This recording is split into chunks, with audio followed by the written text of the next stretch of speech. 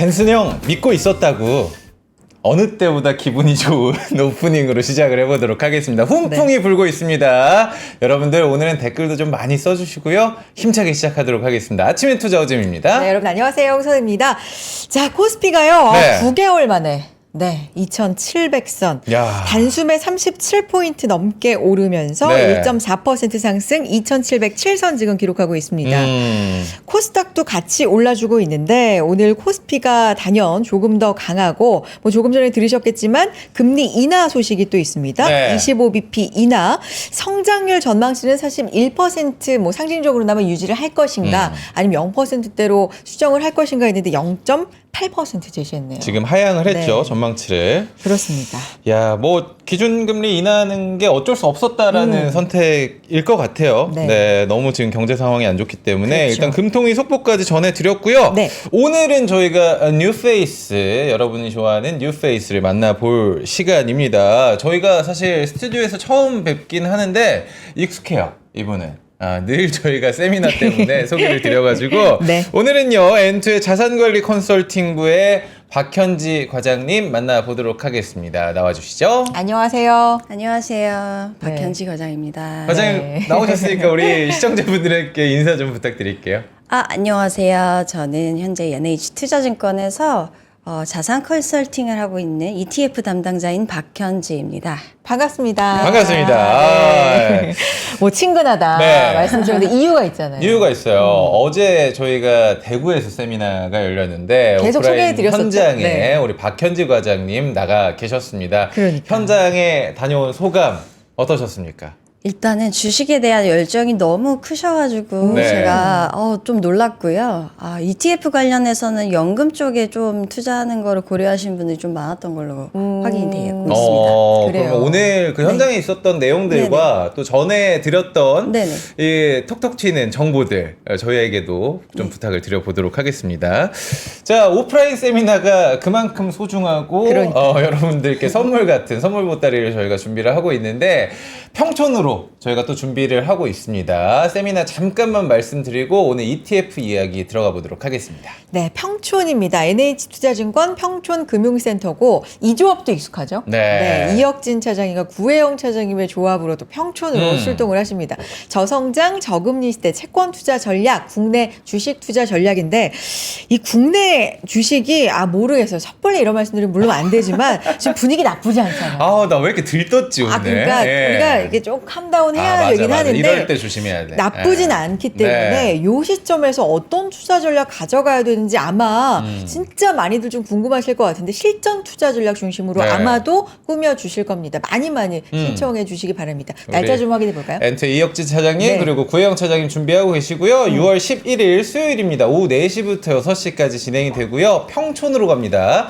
엔투의 평촌 금융센터 꼭 기억을 해주셔야 됩니다. 어제도 대구에서 하는데 몇 분이 또 헷갈렸대요. 그래요? 장소를. 그래가지고 좀 늦게 도착하고 하신 분들이 계시다고 하니까 장소 시간 확인하시고요. 오프라인이니까 여러분들 신청 미리 좀 부탁을 드려보도록 하겠습니다. 평촌 6월 11일 수요일 여러분 링크 통해서 많이 신청해 주시기 바랍니다. 네. 본격적으로 좀 들어가 보겠습니다. 네, 오늘 사실 저희가 첫 방문이라 어떤 얘기 하실지가 좀 궁금했는데 아침엔 투자인을. 네. 어떤 이야기 준비하셨어요, 과장님? 일단은 기본적으로는 ETF를 어떻게 투자하는가 그리고 ETF 매매 전략이랑 포트폴리오 위주로 좀 말씀을 드릴 겁니다. 네, ETF 포트폴리오. 네. 지금 그러니까 분위기를 우리가 좀 알아야 될 것 같아요. 네. 저희가 뭐 지금 들뜨지 말자 이렇게 했는데 채팅창에는 왜 들뜨면 안 돼 하셨는데 아니 좀 너무 가면 좋지. 가기를 바랍니다. 네. 근데 약간 요게 이제 설레발 느낌도 있을까봐 차분하게 계속 갔으면 하는 바람으로 그러니까요. 저희는 네. 그러니까 뭐 이런 분위기 이어갔으면 하는 바람인데 ETF 시장 동향은 최근에 어때요 분위기는? 저도 사실 ETF 많이 하긴 하거든요. 왜냐면 하나 종목을 찍는 거는 조금 부담스럽고 좀 골라줘서 잘 운영해주겠지라는 믿음이 좀 있긴 하거든요. ETF 시장은 굉장히 핫하죠. 그래요? 왜냐하면 일단 기본적으로는 미국에서 ETF 시장이 엄청 컸는데 이제 국내에서는 2020년 이후로 코로나 사태 터진 이후로부터 ETF 시장 자체가 확장되기 시작했어요. 네. 국내에서도. 그래서 신규 상품들이 원래 인덱스형 위주로 가다가 지금은 액티브형부터 시작해서 커버드 콜, 옵션 섞는 상품 등 되게 다양한 상품들로 이제 그 여파가 확산이 되고 있는 상황이어서 자금 동향을 말씀드리면 지금 당장은 최근에 관세 미국 이슈나 감세한 이슈나 이런 거 국내 대선 등 앞두고 있어서 네. 이제 금융주나로의 유입이 이제 확대되고 있는 상황이고요.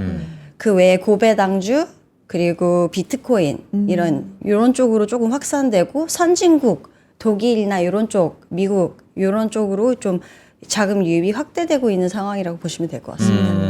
얼마 전에 네. 기사를 보니까 국내 ETF 시장 규모가 곧 200조를 돌파할 예정이다. 이게 2년 새에 2배나 성장을 했다고 진짜. 하더라고요.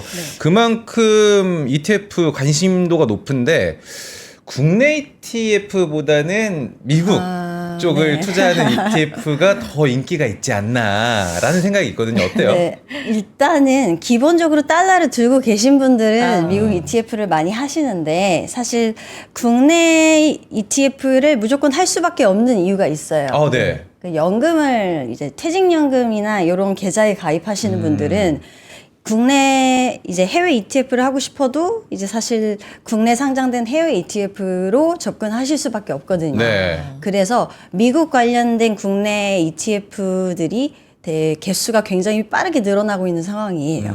그것 때문에. 그래서 상품도 훨씬 더 전보다 다양해졌고 이제 미국에만 있네 했던 것들이 국내에도 많이 발견되기 시작을 했습니다. 네.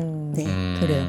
자료를 오늘 네. 이렇게 많이 또 풍성하게 준비해 주셔서 그러니까요. 이제 하나씩 좀 봤으면 좋겠는데 미국 시장에서 혁신 ETF가 대거 등장했다. 요거부터 좀 짚어볼 필요가 있어요. 네. 어떤 얘기예요? 일단은 기본적으로 이거는 최근 이슈는 아니고 옛날에 이제 코인에 대해서 골드만삭스 회장이 사기다 이렇게 얘기를 했었는데 네. 또 지금 톤이 많이 바뀌었어요. 네.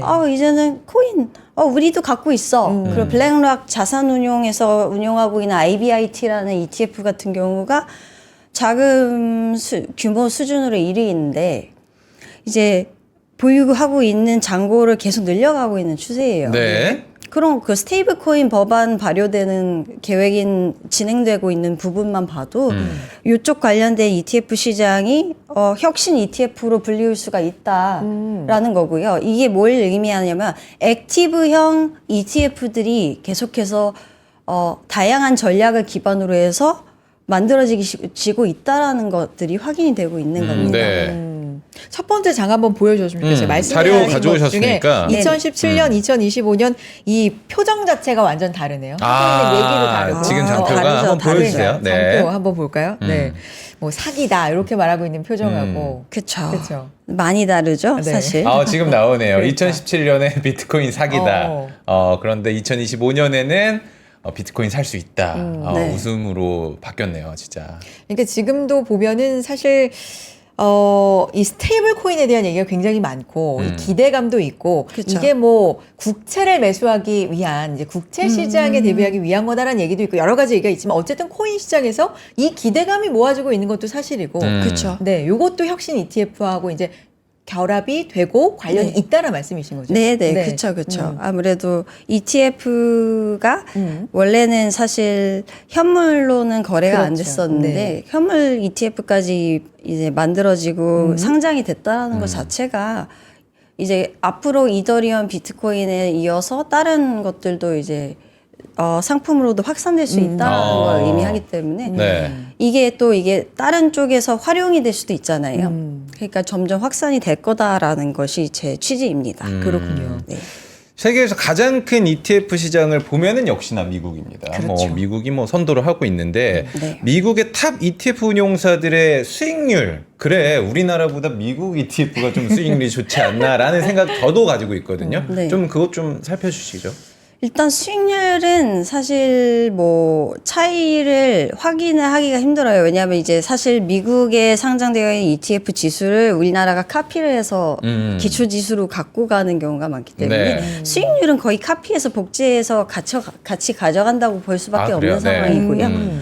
그래서 사실 수익률 단에서 보는 것보다는 이 자금들이 이 왜 미국 ETF 시장으로 가는가에 대한 부분을 보셔야 되는데 그 이유는 말씀드렸듯이 혁신 ETF, 혁신이 뭐 AI를 선도하는 주요 기업들이 다 미국에 포진되어 있기 때문이고 네.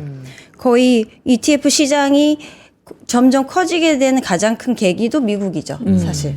그리고 원래는 뮤추얼 펀드라고 하는 헤지 펀드 시장의 크기가 압도적으로 더 컸었어요. 네. 근데 2015년부터 보시면 그 규모 자체가 역전이 됐습니다. 그러네요. 2015년부터. 네. 그래서 역전이 되기 시작을 하면서 그 갭이 점점 더 커진 부분 확인하실 수가 있어요. 네. 여기에 우리나라 ETF도 들어가 있는 거예요. 아, 이렇게 생각하시면 됩니다. 그래요. 그래서 유동성이 활발하고 개인들이 조금 더 접근하기 용이하기 때문에 점점 시장이 커진 거고 네. 그 특히나 우리나라 같은 경우는 코로나 사태 이후로 미국 주식에 대한 관심이 막 폭발적으로 늘어나고 그렇죠. 관련 ETF 매매가 늘어난 이유가 연금 때문이다. 저는 그렇게 연금 보고 때문이다. 네. 연금 계좌 ETF 1, 2위 순위 타이거 쪽 S&P 나스닥 100이거든요.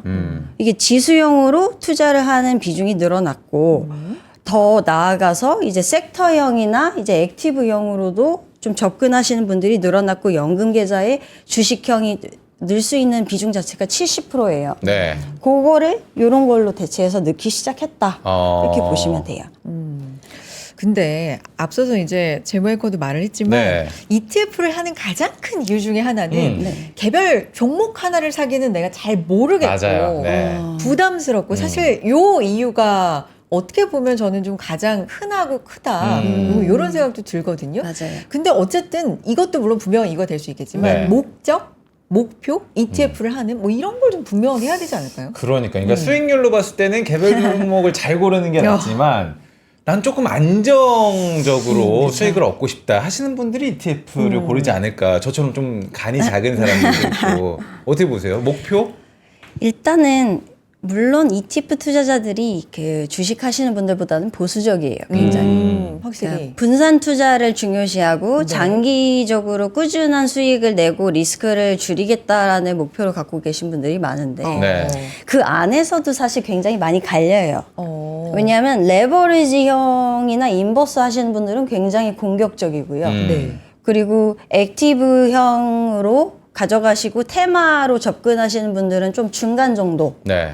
그리고 완전 지수형 스파이나 이런 거로 접근하시거나 아니면 나는 퇴직연금에 담을 걸로 해서 자산을 조금 더 고르게 분배를 해서 가져가겠다 하시는 분들은 좀 더 보수적이죠. 방어형인 거고. 네. 그래서 자기 자신의 이제 성향을 좀 파악을 하실 필요가 있다라는 거는 굉장히 중요하고요. 근데 이제 결국에는 시장을 어떻게 바라보고 어떤 ETF를 선별할지 이런 부분이 굉장히 중요해요. 근데 이제 운용사 규모나 그 펀드의 사실상 AUM이나 뭐 보수율이나 이런 걸 따지기 전에 시장을 보는 게 더 중요하다. 시장을 보는 게 더 중요하다. 네. 네. 그래서 보시면 톱다운 형식으로 이제 어떻게 시장을 봐야 되는지 이게 되게 중요하다 이렇게 말씀을 드립니다. 요거 조금만 더 자세하게 설명해 주시면 어떤 부분인 거예요? 네. 일단은 기본적으로 우리가 네. 바텀업이라는 게 있고 네. 탑다운이라는 게 있어요. 네네네. 근데 이제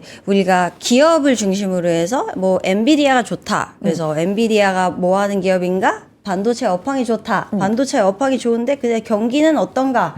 이렇게 하면서 쭉 올라가면서 보는 게 버텀업이라고 하고요. 개별 기업부터 해가지고 네네. 시장까지 보는 게. 네. 탑다운 같은 경우는 이제 매크로 경기가 어떤가? 그리고 그 안에 반도체 업황이 어떤데? 그 다음에 엔비디아가 그래서 좋아. 이렇게 보는 게 이제 탑다운이라고 이제 보시면 됩니다. 그러면은 ETF는 탑다운 방식으로 보는 게 유리하다? 그건 아니고요. 그건 아니에요? 네. 어. 둘 다 보실 수 있는데 이제 개인의 성향의 차이라고 볼 수가 있어요. 개인 성향의 네. 차이다. 그러면 이제 저는 ETF가 개별 종목을 고르는 것보다는 좀 낫지 않나라는 생각을 가지고 있다라고 했는데 요즘에 이제 기사를 보면 원화 강세 시대가 도래했다 뭐 이런 얘기가 있잖아요. 네네. 그럴 때는 뭐 ETF도 수출주 중심의 ETF는 좀 피해야 된다. 개인이 이제 ETF를 들어갈 때도 좀 주목해야 되거나 고려해야 될 부분이 있으면 어떤 부분이 좀 있어요? 이것도 매크로부터 가는 거 아니에요? 지금 이 접근 방식. 그쵸. 사실 매크로를 네. 큰 틀에서 보셔야지 뭐 내가 어떻게 해야 된다 전략이 나오니까. 네. 네. 그래서 보시면 여기 보시면 매크로부터 봐서 이렇게 ETF를 사자라는 결론이 나와야 되는데 이제 봐야 되는 여러 가지 경기 지표들이 너무 많죠. 그렇죠. 근데 이제 최근에 5월달을 보시게 되면 주로 자산군별로 나눠서 보는 게 저는 좀 편한 것 같아요. 큰 틀에서 뭐 환율이나 뭐 물가나 고용지표나 이런 건 당연히 봐야 되는 거지만 네. 그 앞서서 조금 더 개인들이 접근하기 좀 편한 방식은 저는 개별 자산군의 수익률이 어떤가에 대해서 먼저를 보시면 조금 더 그 다음 달에 예측하는데 좀 도움이 된다라고 보고 있어요. 그래서 자산군 수익률을 보시면 연초 대비해서 5월 달 보시면 선진국이 갑자기 튀는 모습이 보여요. 네. 원래는 미국 only M7 기업 중심으로 미국만 간다였잖아요. 그랬었죠. 근데 지금은 이제 조금 더 널찍하게 선진국 및 홍콩, 중국, 뭐 인도까지 해서 이렇게 좀 퍼지는 양상이 나타나고 있고요. 미국이 좀 안 좋았잖아요, 연초에. 네. 근데 그러다가 5월 달 들어서 갑자기 5월 달 들어서 낙폭이 크게 축소가 됐어요. 그러면서 회복을 어느 정도 하면서 다른 나라 주식들도 같이 올라갔단 말이죠. 그래 그것만 봐도 좀 양상이 바뀌고 있다. 이런 거를 확인하실 수가 있고요.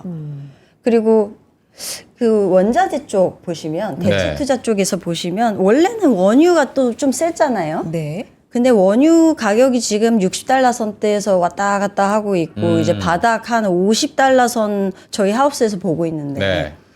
그거에 비해서 오히려 금이나 구리 쪽 보시면 귀금속이나 산업금속 쪽 수익률 보시면 막 올라가는 거 야, 보이시죠? 금은 너무 올라갔다 진짜. 그쵸. 네. 부담스럽다고 생각을 하실 수도 있는데 근데 저희 하우스에서는 지금 금 가격 내년도 중반까지 4,000달러대까지도 보고 있어요. 더 올라가요? 올해 연내는 한 3,600달러 선 넘어간 수준 네. 예측하고 있고요. 금 반락했다가 다시 올라가고 있는 어. 상황이고요. 구리 같은 경우는 AI 수요에 따라서 지금 수요가 타이트해요, 굉장히. 그렇기 때문에 구리 가격 상승세 계속 지속될 것으로 보고 있는데 지금 가격 수준에서는 좀 싸다 이런 입장이에요, 저희 하우스에서는. 그래서 더 갈 거라고 보고 있어서 결국에는 금, 은, 동 순으로 좀 매수하는 게 좀 좋지 않을까 이렇게 보고 있는 상황입니다. 금, 은, 네. 동, 원자재까지도. 네. 네. 채권 같은 경우는 하이힐드 위주로 수익이 났고요. 장기채 아무래도 금리 급등하면서 이런 부담이 반영되면서 하이힐드 쪽이 사실 좀 선방한 측면이 있고요. 네.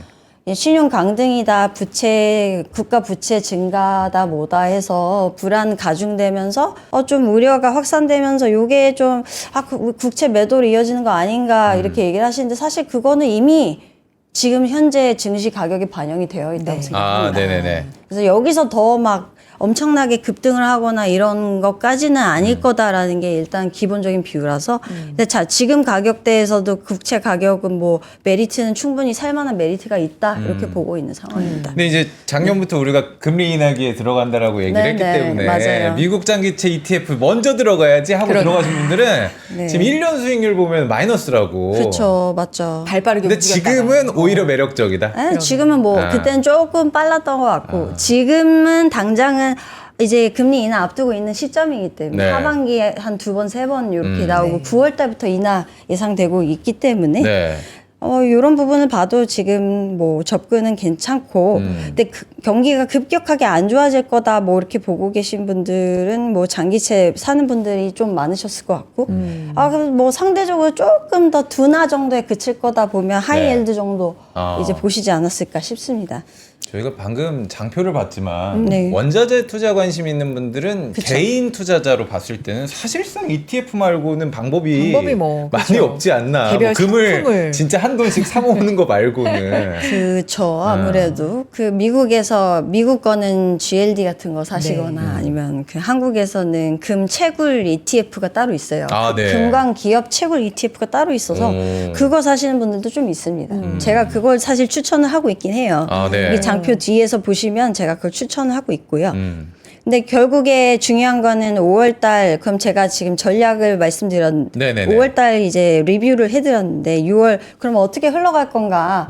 ETF를 그럼 도대체 어떻게 매매를 해야 되는가? 요게 좀 중요할 것 같아요. 너무 네. 중요하죠. 6월. 네. 그래서 6월의 하반기에는 좀 노이즈가 있을 거예요. 정치 변수가 너무 많아요. 예산안도 정해야 되고 부채 한도를 폐지하자 원래 트럼프가 막 계속 얘기를 했었던 부분인데 한도 폐지하자 근데 그거 받아들여질지 잘 모르겠어요. 근데 이제 어쨌든 그거 관련해서 정리해야 되는 이슈들이 있고 감세안도 통과시켜야 되는 이슈들이 있고 상원까지 가야 되는데 지금 그거 수정 들어간다 이런 얘기 계속 나오고 있고 그래서 조금 노이즈가 좀 있을 거예요. 네. 그래서 좀 흔들리긴 할 텐데 그럼에도 우상향한다. 미국의 주식의 메리트 자체는 타 지역보다는 그래도 여전히 좀 메리트를 가져가고 있다라는 뷰입니다. 그래서 노이즈는 있겠지만 우상향 기조는 유지된다. 왜냐하면 트럼프 때문이다. 트럼프 풋 유효하다. 왜냐하면 트럼프가 내년에 중간선거 앞두고 있기 때문에 네. 노이즈를 막 악화시키거나 하지 않고 완급 조절에 나설 거다라는 게 제 뷰고요. 실질적으로 그게 확인된 거는 관세 뭐 이유에다가 부가 50% 하겠다고 해놓고서 갑자기 다음날에 말 바꾸고 주식시장 하락했다가 갑자기 튀었잖아요. 네. 그리고 또 뭐 여러 가지로 본인이 했던 얘기를 되번복하는 사례들이 있으면서 이게 전형적인 dead dog on the table이라는 협상 방법인데 이게 충격을 주고 차선택을 이제 선택하게 하겠다라는 그런 방식인데 이게 먹히고 있는 거예요. 사실상. 뭐 타코 트레이딩이라고 얘기도 그쵸, 나오지만. 그쵸. 네. 이게 먹히기 때문에 결국에는 우상향 한다라는 뷰인 거고요. 네. 그래서 noisy but 괜찮아.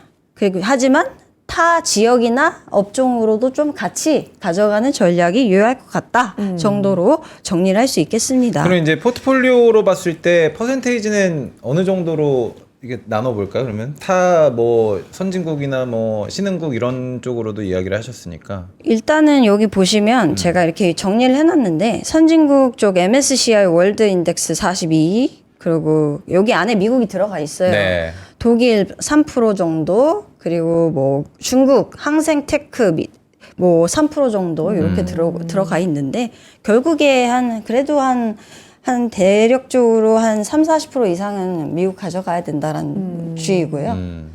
그리고 나머지는 선진국은 거의 사실 독일 비중이 조금 더 가장 순위로는 높을 거고 독일이요. 독일이랑 중국 정도, 네. 항생 정도 이렇게 비중 가져가는 정도라고 보시면 될 것 같습니다. 조금 전에 키 해프닝 요것도 좀 중요하게 보시는 부분인가 봐요. 6월에 그렇죠. 이거는 국내랑 미국 주식을 볼 때 네. 어떻게 접근을 해야 될지를 볼 때 좀 보면 좋을 만한 지표들이고요. 일단은 기본적으로 미국이나 한국이나 둘 다 이제 중요한 게 정책 이슈가 가장 중요할 거고요. 네. 국내는 대선 앞두고 있기 때문에 그렇죠. 대선 공약이나 있을 추경안에 따라서 여기에 따른 기대감이 어느 정도 반영이 되면서 이제 저PBR 주나 은행주, 금융주 뭐 이런 거 위주로 좀 접근하시면 좋겠다라는 얘기고 그리고 그 미국 같은 경우도 AI 쪽 관련된 규제 완화와 감세안 뭐 법인세 인하 이런 거 이루어지면 AI 관련 테크주는 물론이고 금융주가 좀 수혜를 볼 거다 이런 뜻으로 여기다가 넣어놓은 거고요. 그리고 그 외에 뭐 전력주들 AI 관련된 전력주들은 사실 그 트럼프가 계속 푸시를 하고 있는 부분이기 때문에 요거 관련된 주식들도 좀 갈 거고. 네. 그리고 대형 아티스트들 국내에 이제 복귀 예고되고 있기 때문에 맞아요. 네. 여기에 따른 수익 실현, MD 상품 확대, 공연 매출 증대 이런 거 기대 때문에 이제 엔터주들 좀 좀 눈여겨보면 좋지 않을까라고 얘기를 한 건데 사실 국내 주식들은 시클리컬적으로 좀 짧게 가져가야 되는 부분들이 있어요. 좀 호흡을 좀 짧게 가져가야 돼서 좀 교체를 좀 계속 해야 되는 포트폴리오 차원에서는 좀 교체를 많이 해야 된다. 그래서 제가 상시 교체가 필요하다 이렇게 적어 놓은 게 이제 엔터주를 넣을 수도 있고 방산을 넣을 수도 있고 조선을 넣을 수도 있고 그때그때 달라요. 네. 근데 지금은 제가 봤을 때는 뷰티나 엔터 쪽 넣으면 좀 좋을 것 같아. 이렇게 해서 좀 포트폴리오를 짜봤습니다. 요거는 조금 빠르게 네네네. 교체를 하면서 네네. 움직여야 될. 아까 노이즈가 있을 건데 괜찮다 네. 말씀해 네네. 주셨지만 사실 노이즈는 뭐 오늘 아침에도 계속 돼요. 그렇죠. 미국 법원이 관세에 대해서 권한남용이다. 뭐 이렇게 했는데 대통령 선을 넘었다. 네, 트럼프 대통령은 뭐 즉각 항고 뭐 이렇게 하면서 이런 것도 계속 있겠죠. 그러니까요. 네. 하지만 내년 11월 중간 선거를 이기기 위해서는 이제는 서서히 좀 해결 국면으로 접어들지 않겠냐. 뭐 그쵸. 이런 것도 그쵸. 함께 보시는 것 같아요. 과장님 F 발음 보니까 혹시 좀 유학파십니까? 아니 채팅창에 그런 아니, 애리조나 향이 어떤 좀 느껴지는데 예측이. 어떻게? 예. 네, 저 해외에서 오래 살았습니다. 아이고. 역시나. 애리조나 향이 네, 있군요. 아니 저 방송 끝나고 프리토킹 잠깐 해보도록 역시 하겠습니다. 숨길 수 없는 어떤 그러니까. 네. 자, 그래도 여러분들 이건 제가 가장 맛깔나게 살리는 것 같습니다. 잠깐 광고 좀 듣고 기대돼. 오도록 하겠습니다. 여러분, 광고 타임.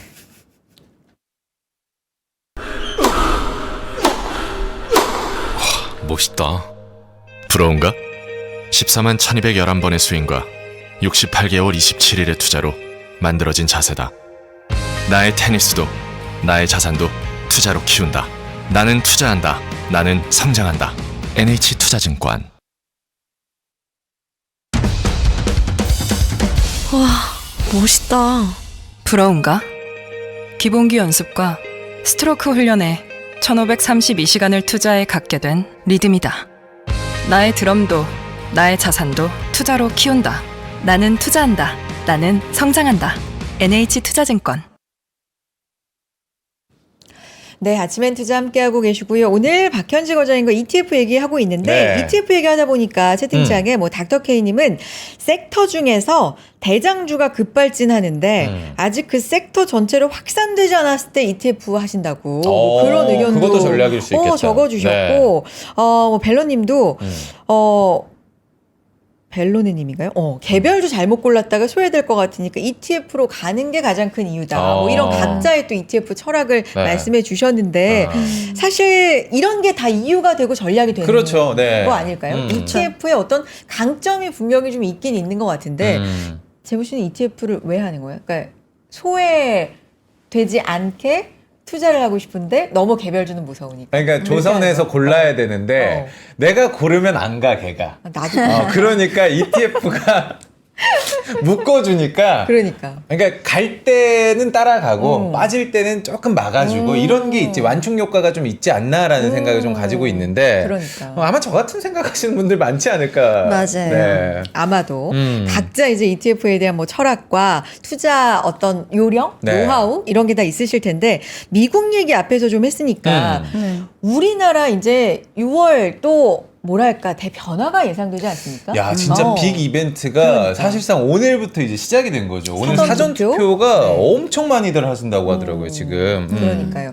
일단 새 정부가 뭐 어떤 후보가 이기든 간에 어쨌든 새로운 행정부가 들어오는 거고 그러다 보니까 이런 일정들이 좀 아무래도 우리 증시에도 좀 영향을 미치지 않을까 싶은데 정치 변수 이런 것도 좀 짚어주세요, 과장님.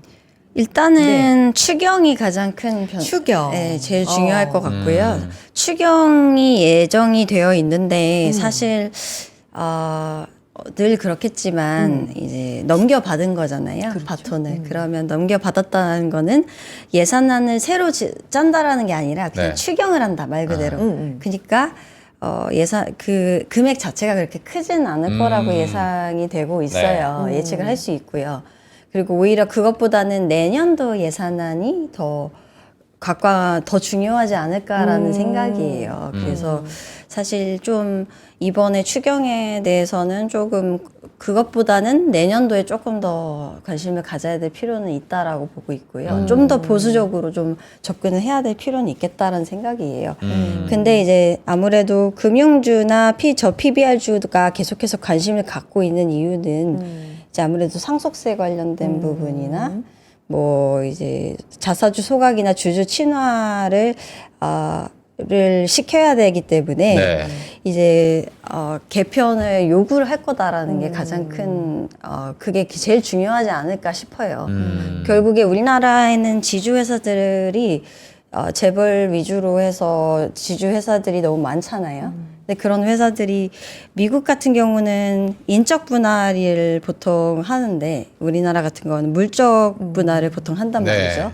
그러면 이제 주주들한테 그런 혜택들이 다 돌아오지 않고 주식 가격을 계속 올리려고 하는 것보다는 상대적으로 좀 끌어내리려고 하는 그런 움직임들이 있는데 미국이랑 상반된 행보죠, 사실. 근데 네. 이런 부분들이 해소가 된다라는 거는 우리나라 이제 저 PBR주나 지주 회사들도 그만큼 메리트를 충분히 가져갈 수 있다라는 걸 의미하거든요. 그러면 우리나라 주식 시장 전반적으로는 좋아질 수밖에 없는 그런 디스카운트 됐던 부분들이 해소가 되면서 좋아질 수밖에 없다.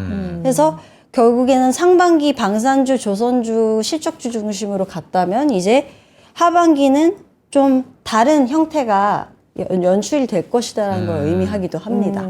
그래서 그런 정치적인 변수들이 우리나라 증시에는 오히려 더 좋지 않을까라는 게 제 개인적인 의견입니다. 그래서 뭐 최근에도 지금 시장에 반영이 되고 있는 거고 네. 벌써부터 그렇죠. 네네. 뭐 지주사도 그렇고 어쨌든 상법 개정에 대한 뭐 그런 기대랄까요? 맞아요. 뭐 이런 와, 부분들도 저는 네. 뭐 우리가 아침엔 투자한 지 한 1년이 되어 가는 것 같은데 야, 증권주가 전 두 자릿수로 이렇게 급등하는 거는 이게 확실히 이제 정책에 대한 그렇죠. 수혜 기대가 엄청 세구나라는 게 느껴지는 오늘 시장인데 아까 저희가 말씀을 드렸지만 2차 전지도 움직여줍니다. 네, 머스크 때문에 2차 전지. 근데 야, 2차 전지 진짜 고생 많이 하셨을 텐데. 네. 지금도 하고 계시고. 맞아요. 네. 근데 2차 전지 ETF로 한번 기대감을 심어볼까 하시는 분들은 계신가요? 어떤 생각을 가지고 계세요? 저는 조금 2차 전지 쪽에 대해서는 갸우뚱하십니까? 조금 결이 좀 보수적입니다. 아, 그래요? 왜냐하면 지금 트럼프 정부잖아요.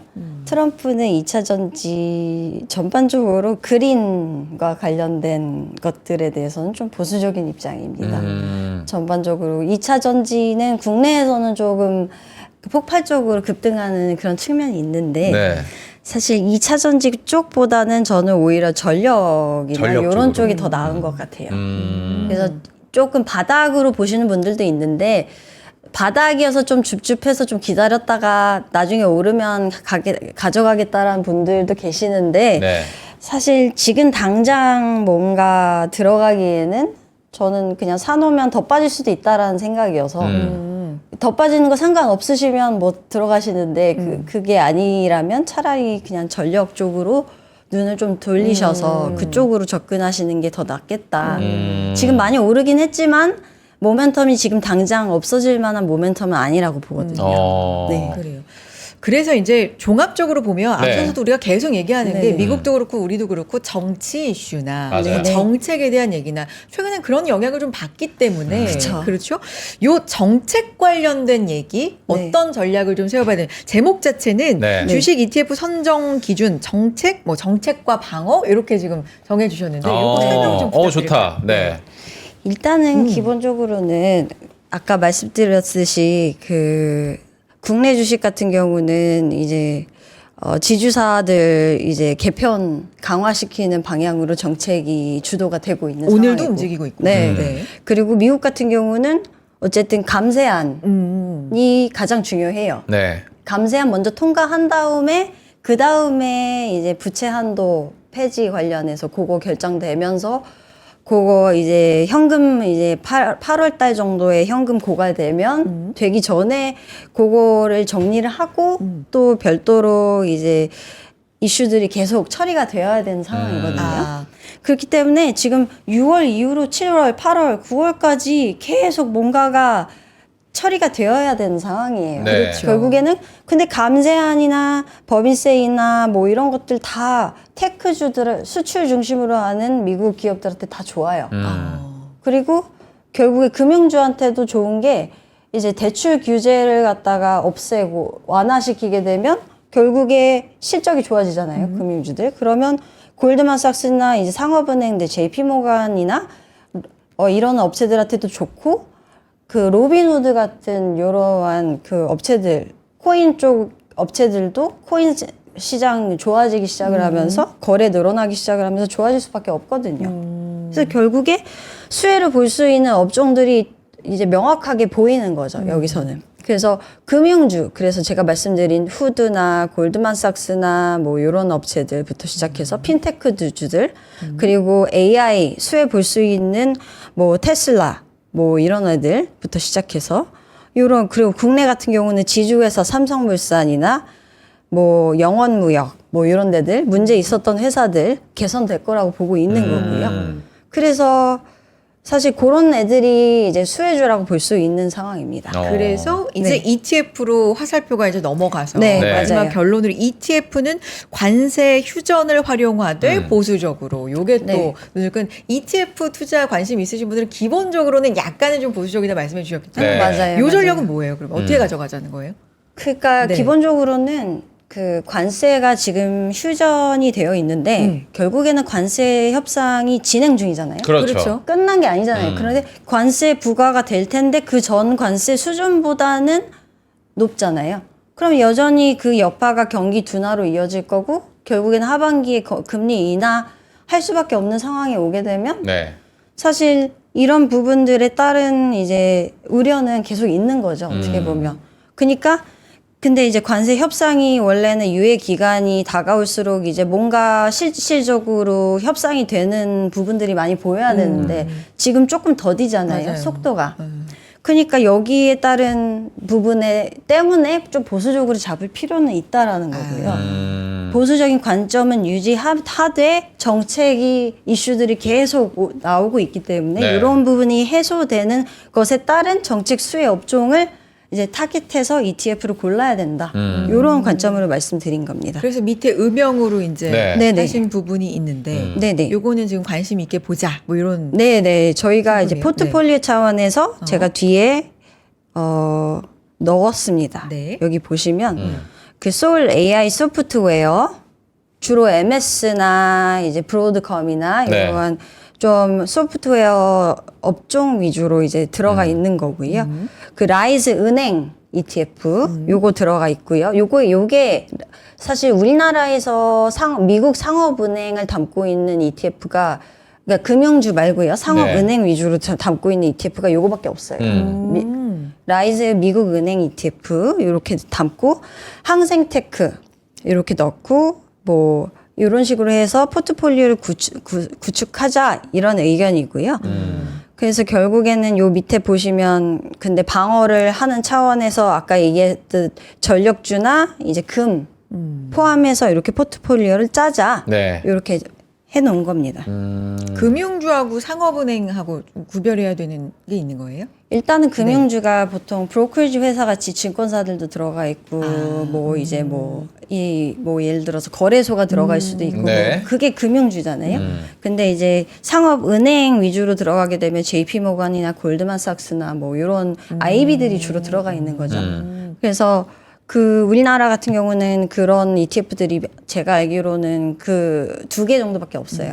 근데 그 중에 하나가 라이즈인 거예요. 그래서 그쪽을 조금 더 좋게 보신다. 네네. 그러니까 주목해야 라는 될 말씀이시고. ETF 상품을 네. 또 상표로 하나하나 준비를 해주셨기 때문에 네네. 추천하는 이유랑 분석도 조금만 부탁을 드려볼게요. 그러면은. 일단은 기본적으로는 아까 말씀드렸듯이 금융 쪽 워낙 좋기 때문에 네. 좋을 거라고 보고 있어서 이제 금융 쪽은 금융 지주 플러스 고배당 ETF 요거를 골랐고요. 이게 보통 보면 메이저급 지주 금융 지주 회사들 다 들어가 있는데 지금 KB부터 올해 저희 회사 탑픽이 신한 네네네. 하나거든요. 네. 그래서 거기가 톱 2로 들어가 있고 2, 3위로 들어가 있고요. 그리고 그 같은 맥락에서 미국 라이즈 은행에 들어가 있는 애들 JP모간, 뱅크 오브 아메리카, 그리고 골드만삭스가 들어가 있는데 골드만삭스가 사실 그 하반기 트럼프 최대 금융주 중에서는 수혜주라고도 얘기를 하고 있어요. 네. 그래서 이제 포함되어 있는 라이즈 은행 ETF를 추천하고 있는 거고요. 네.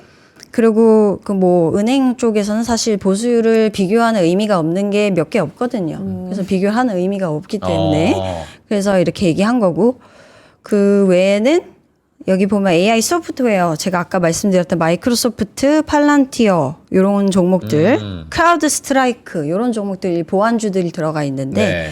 이제 제가 좋게 보는 가장 큰 이유는 일단 AUM이 크고요. AUM은 ETF를 거래할 때 무조건 AUM이 커야 됩니다. AUM이 크지 않으면 유동성 측면에서 위기가 있고 상패의 가능성이 좀 커야지 낮아지기 때문에 이게 커야 되기 때문에 그렇게 선정을 했고 보수율도 뭐 리즈너블합니다. 네. 그러고 그래서 이렇게 골라놨고요.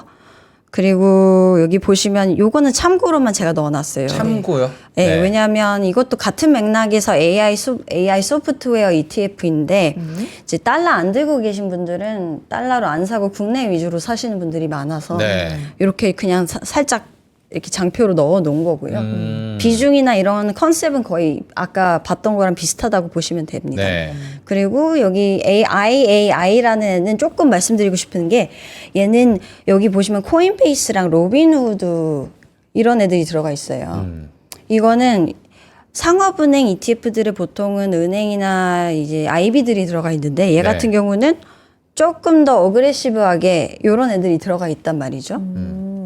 상위 보위 비중에 들어가 있기 때문에 제가 이제 로빈후드를 좀 저희 쪽에서 좀 좋게 보고 있거든요. 네. 그래서 여기를 포함을 시켰다 이렇게 보시면 될 것 같습니다. 그리고 마지막으로 두 개는 사실 제가 여기다 장표에는 안 넣었어요. 네. 근데 제가 그냥 추천하고 싶어서 갖고 온 ETF가 있는데 그거는 사이버 보안 ETF라고 있어요. 근데 CIBR이라는 ETF랑 HACK라는 ETF가 있어요. 저 죄송한데 적어야 돼서 한 번만 다시 좀 천천히 좀 CIBR BR 그리고 HACK 사이버 보안 관련된. 네. 그리고 우리나라 미래에셋 타이거에서 만든 BUG 네. 그리고 이제 국내에 상장되어 있는 또 그거랑 비슷한 같은 결의 ETF가 또 있어요. 근데 그거는 이제 소울 거예요 아마.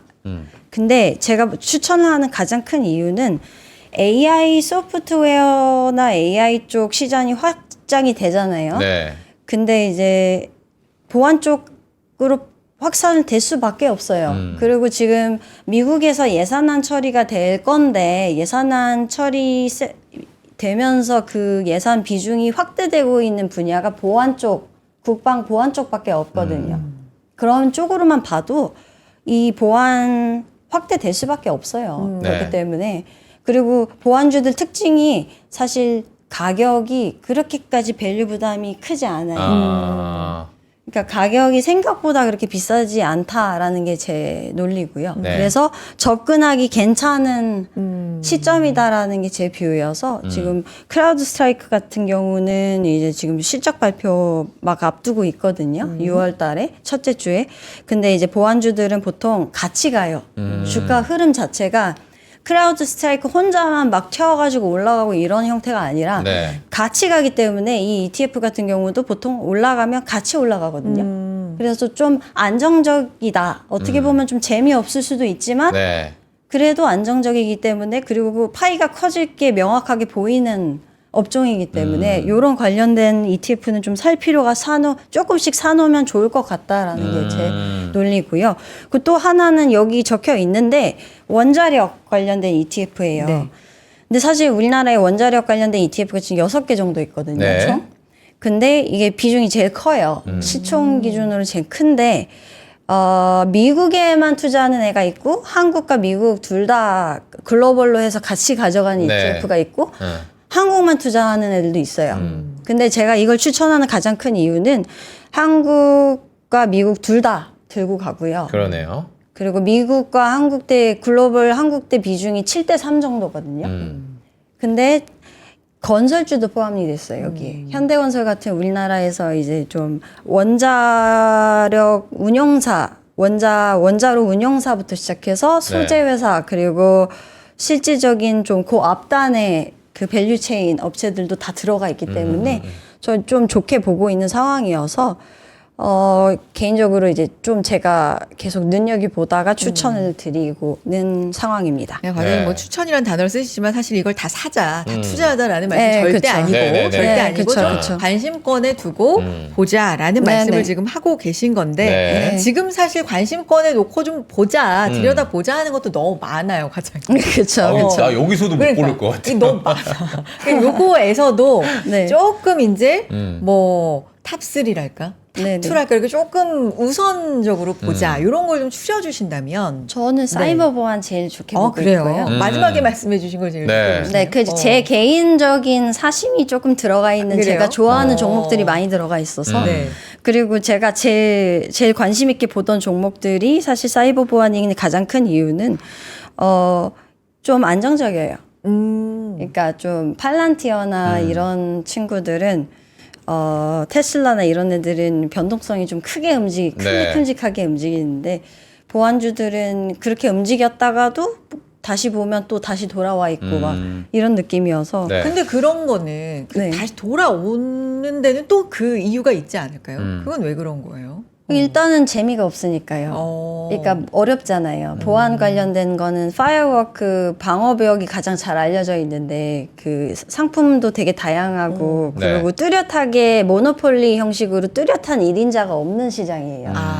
그래서 특정한 한 업체가 성장을 해서 장을 끌고 가는 느낌보다는 같이 생태계를 구축해서 파이가 커져가는 느낌의 네. 시장이기 때문에 좀 재미없다. 라고 하시는 분들도 있어요. 아까 저희가 말씀드린 것처럼 이 시장 괜찮은데 확실한 대장주가 없을 때 선택을 할 수 있는 게 이런 ETF. 네. 그래서 좀 저는 개인적으로 좋게 보고 있고요. 네. 그래서 두 번째 정도까지만 말씀드리면 네네네. 저 은행 간다. 은행 지금 간다. 제가 오전에 그 네. 다른 운용사 매니저랑 통화를 했어요. 네. 네, 그래서 제가 좀 은행 쪽 요즘 관심 많이 갖고 있는 것 같은데 양쪽 미국, 한국 둘 다 세미나 근데 좀 갈 것 같지 않아요? 요즘 자금 현황이 어때요? 이러니까 최근 2주간 보면 고배당주나 금융주로의 자금 유입이 늘어나고 있는 건 맞대요. 왜냐하면 이제 은행 금융 쪽 관련된 수혜 얘기 계속 나오면서 이런 쪽으로 자금이 유입되고 있는 건 맞고요. 네. 그래서 그러면 ETF도 움직이냐 이렇게 물어보니까 제가 일단은 개인들은 많이 안 사고 있는데 기관들 중심으로 해서 세일즈를 하고 있어서 네. 조금 비중이 늘어나고 있는 상황이다. 그래서 그래서 조금 더 세일즈를 해봐야 되지만 아직까지는 모르지만 이제 점차 파일을 넓혀갈 계획이다라고 얘기를 하시더라고요. 그러니까 아직 이렇게 뚜렷하게 막 파이가 엄청 커졌다 이건 아니지만 네. 그래도 하반기에는 요거만큼은 봐도 되겠다 싶은 게 저는 그리고 4년 동안은 트럼프 때문에 저는 금융주 간다라는 생각입니다. 4년 동안 트럼프와 함께 금융주는 트럼프와 간다. 함께 간다. 트럼프가 아니었으면 솔직히 금융주 안 가죠. 갈 일이 없다. 네. 그러면 뭐 신재생 가겠죠. 2차 전지 가겠죠. 근데 이제 트럼프 때문에 순전히 가는 게 금융이기 때문에 저는 금융 ETF 추천합니다. 사이버 보안, 은행, 금융 요쪽을. 오늘 막 K 형님이 계속 허잼을 불러가지고 하나만 확인할게요. 아까 너무 솔이라고 좋아요. 사이버 보안주 솔이라고 했는데 솔 찾아봤는데 없다고 타이거 아니냐고. 확인 잘못 한번. 얘기한 것 타이거 같습니다. 맞나요? 네네네. 그것만 야. 정정을 하고 네네. 가도록 K님. 하겠습니다. 확인을 네. 또 그래요. 그 미국에서 네네. 이제 은행 규제를 완화한다. 요거 한 뭐 여름부터 얘기 나왔나요? 네네. 요것도 영향이 좀 있는 거예요? 그렇죠. 네. 그것도 다 영향이 당연히 있는 거고요. 왜냐하면 기업들이 실적이 좋아지려면 어찌됐든 대출 규제도 네. 완화시켜야 되고 규제가 다 없어져야 돼요. 근데 기본적으로 규제를 다 걷어내겠다. 이것도 걷어내고 저것도 걷어내고 다 걷어내겠다고 하는 게 지금 트럼프잖아요. 그러니까 걷어내면 당연히 실적이 좋아질 수밖에 없는 거죠. 그러면 실적이 좋아지면 사실 주가는 실적 좋아질 걸 예측해서 선행적으로 움직이잖아요. 네. 보통 먼저 움직일 거란 말이죠. 그러면 먼저 날아가고 있는데 뒤늦게 막 쫓아가는 것보다는 지금도 그냥 들어가는 게 낫다. 이렇게 보는 거죠. 그래요. 그러면 과장님 오늘 이제 다양한 ETF에 대한 네. 얘기를 해주셨는데 그렇죠, 그렇죠. 요게 이제 약간 정의가 필요할 것 같아. 그림이 싹 정의가 필요할 것 같아서 국내, 미국 네. 비중을 어떻게 두는 거를 일단은 네네. 고려해봐라라고 지금 제시하시는 건지 그리고 네네. 미국 중에서는 사이버 보안, 은행, 금융 이렇게 해주셨으니까 네. 네네. 국내도 이런 우선순위를 조금 제시해 주시면 더 좋을 것 같아요. 정리를 한번. 네. 네. 일단은 미국 같은 경우는 글로벌하게는 제가 봤을 때는 한 6대, 미국은 여전히 한 6 정도 가져가고요. 네. 선진국이나 중국 같은 거를 한 2, 30 정도 가져가고 국내 한 10 정도 가져간다. 오. 이렇게 보는 거고요. 네. 근데 이제 좀 바뀔 수 있겠죠. 그때 네. 그때 상황에 따라서. 근데 이제 미국이 어쨌든 50% 이상은 가져가고 나머지 안에서 좀 분산을 하는 전략이 좋아 보인다. 그리고 미국 같은 경우는 어쨌든 금융 가져가고 테크 가져간다. 국내 같은 경우는 사실 국내도 거의 흡사해요. 금융 지주회사 가져가고 그리고 금융 가져간다. 그리고 원전 방산 요런 쪽은 지금 너무 올라가 있기 때문에 네. 조금 조정이 나오면 매수를 해도 좋을 것 같다 정도. 조금 너무 핫하기 때문에 네. 과열이 돼서 지금 막 들어가서 물려가지고 막 우시는 분들 생겨날 것 같아서 그렇죠, 저는 그렇죠. 그래서 네. 좀 조정되면 들어간다. 요 정도로 좀 정리를 할 수 있겠습니다. 미국은 이제 엔비디아 실적 발표도 사실 있었지만 네. 네네. 테크가 이끌어주는 게 워낙에 힘이 강하잖아요. 좋죠. 그쵸, 네. 그쵸. 그러다 보니까 테크가 못 가면 사실 지수 자체가 좀 눌리는 감이 물론 뭐 어느 나라나 이제 그쵸, 시청률이 그쵸. 높은 게 뭐 있게 마련이지만 네. 테크 관점으로는 좀 어떻게 보세요? 엔비디아도 실적 잘 나왔지만 네. 조금 이 사실 그 증가율, 성장률 측면에서는 둔화되는 게 사실이기도 하고. 네. 그렇죠, 그렇죠, 네. 그렇죠. 일단은 미국이 테크 중심으로 움직이는 건 맞는데요. 네. 그 어떤 테크냐를 보셔야 돼요. 그러니까 테크 중에서도 모멘텀으로 움직이는 테크가 있고요. 실적 중심으로 움직이는 테크가 나눠져요. 그러니까 이게 무슨 뜻이냐면 테슬라 같은 친구들은 그 사실 실적이 안 좋아도 올라가요. 기대감 때문에? 네. 모멘텀이 있기 때문에. 최근에 뭐 상황이. 근데 엔비디아는 원래는 실적이 안 좋아도 올랐어요. 근데 요즘에는 약간 분위기가 바뀌어진 게 엔비디아는 이제 약간의 무거워졌어요. 그래서 얘는 실적이 어쨌든 좀 좋아지면 그만큼 실적이 좋아질 거라는 전망이나 가이던스가 나오면 그래도 너무 올라가요. 높아. 예, 허들이 너무 네, 높아. 허들이 높긴 하지만 네. 그래도 올라가긴 해요. 그러니까 항상 네. 워낙에 눈높이가 높아져 있어서 네. 자기 자신을 늘 새롭게 증명해내야 되는 거예요. 맞아요, 엔비디아는. 맞아요. 나와의 싸움. 그렇기 때문에 테크주가 두 개로 나뉘기 때문에 네. 그 테크주들은 결국에는 이제 좋아지는 중장기적으로 좋아지는 그런 테마를 갖고 있는 AI 관련된 친구들은 계속 갈 거고 거기서 좀 후퇴하거나 이런 친구들은 이제 나가 떨어지고 네. 이런 좀 뭐랄까 극대화되는 양상이 좀 갈리는 테크 그런 안에서도. 네, 많이 그게 보일 거고요. 결국에는 그래서 AI의 중장기적인 그런 관점은 유지가 된다. 왜냐하면 또 금리 인하와 맞물리기 때문에 하반기 저는 우상향 기조는 여전히 유지될 거기 때문에 결국에 미국 증시가 하반기에도 저는 막 옛날만큼의 M7 중심의 막 폭발적인 성장보다는 그래도 완만한 우상향이 지속될 거다라는 뷰입니다.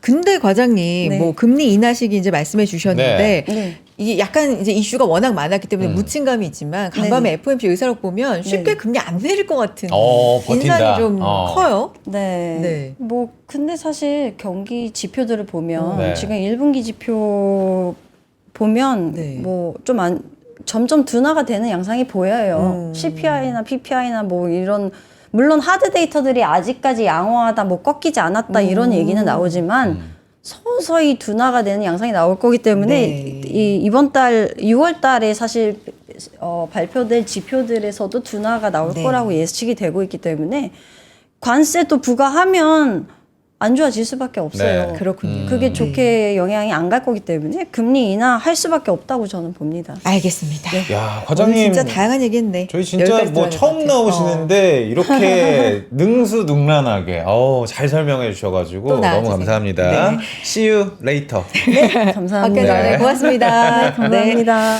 자, 지금 1.3% 상승, 0.5% 상승, 코스피 코스닥 그렇게 움직이고 있는데 네. 약간 코스피가 둔화되긴 했지만 그래도 여전히 2,706선 기록하고 있습니다. 오늘 시장 마감까지 좀 지켜보겠고요. 내일 금요일에 다시 인사드리겠습니다. 인사 나눌까요? See you tomorrow. 여러분 고맙습니다. 감사합니다.